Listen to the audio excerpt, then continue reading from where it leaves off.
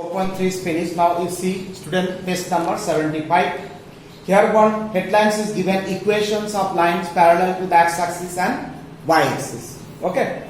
You see here these headlines, equations of lines parallel to the x-axis and y-axis. We have drawn the graph of different equations. See here, suppose this x-axis and y-axis I have drawn x or x dash and here y or y dash. Suppose it is a graph of an equation. This is the graph of an equation, and it's clear that these lines are not parallel to x-axis and y-axis. Now suppose this one line, it is a line parallel to x-axis, and suppose another line, you see this line is parallel to y-axis. Okay, so the lines, it may be parallel to x-axis or y-axis, or it may not be parallel to x-axis and y-axis. Okay, but now you see some particular form of equations you will get, that without drawing the graph we can say that equation either parallel to x-axis and y-axis. Okay, without drawing the graph we can say. Okay, so this note you have to remember that then what is the form of the equation. So one equation is see x equal to a. Here x equal to a, where a is any real number. Okay, not 0, cannot be equal to 0, otherwise it is real number, plus, minus, fraction, decimal, any number.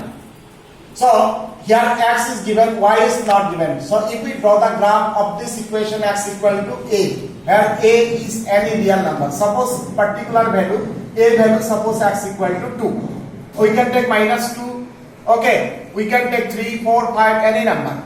Now if we draw the graph, then the graph of this equation will be parallel to y-axis. If x is given, then this, if we draw the graph, then the graph will be parallel to y-axis. Is that clear? So we can say that the geometrical representation of this graph, okay, the graph will be a straight line and the graph will be parallel to y-axis.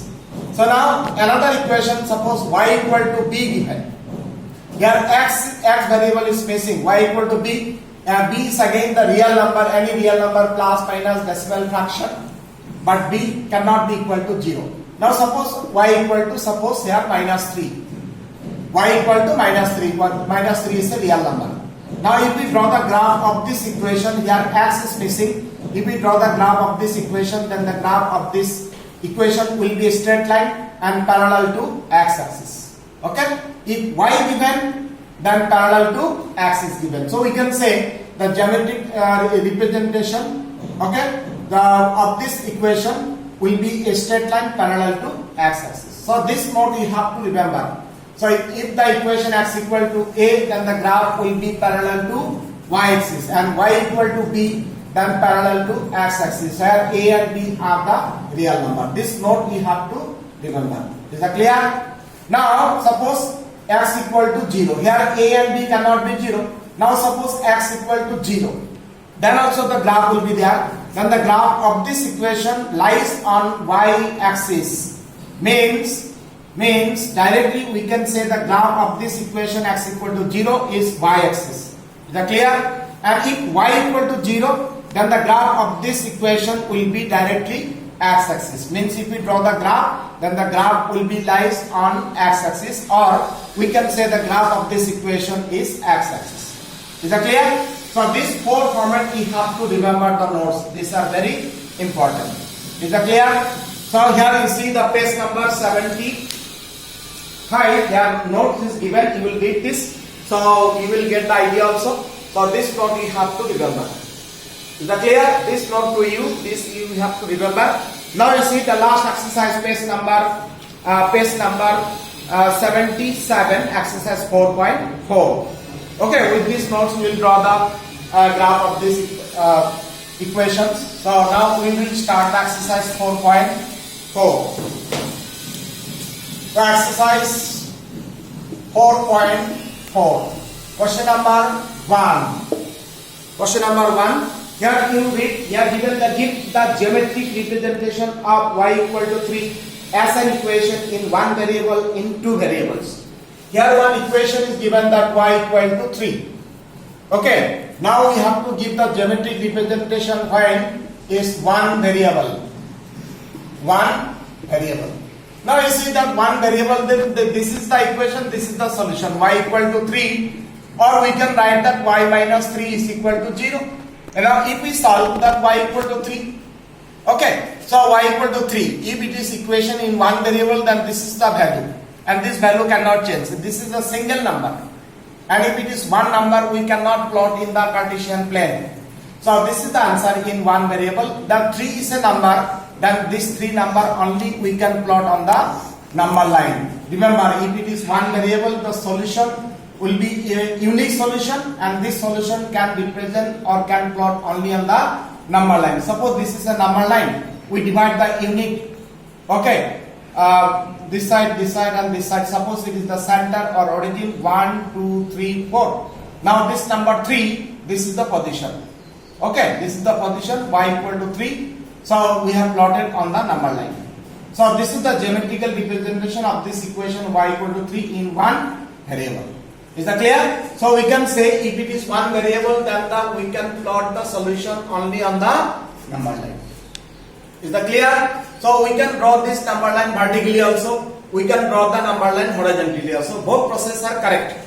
So number 1 is finished in one variable. Now this equation, suppose we have given number 2 in two variables. So now in two variables, suppose two variables. Okay, two cases is there, two variables. Now y equal to 3, suppose two variables, then this equation we can write 0 into x, because here x variable is missing. So 0 into x plus y, this 3 can transfer to this side. Now you see this is clearly an equation in two variable x and y are present. Is that clear? Here x is missing, so 0 into x. Now this linear equation in two variable, then we have to find the solution. We have to find the solution. Then this is x and this is y. Now here y value is given. Suppose x is 1, then y must be 3, because if x is 1, 1 into 0, 0, and here 3 minus 3, 0. If x is 2, then also 2 into 0, so here again 3. If x is 3, then again y is 3.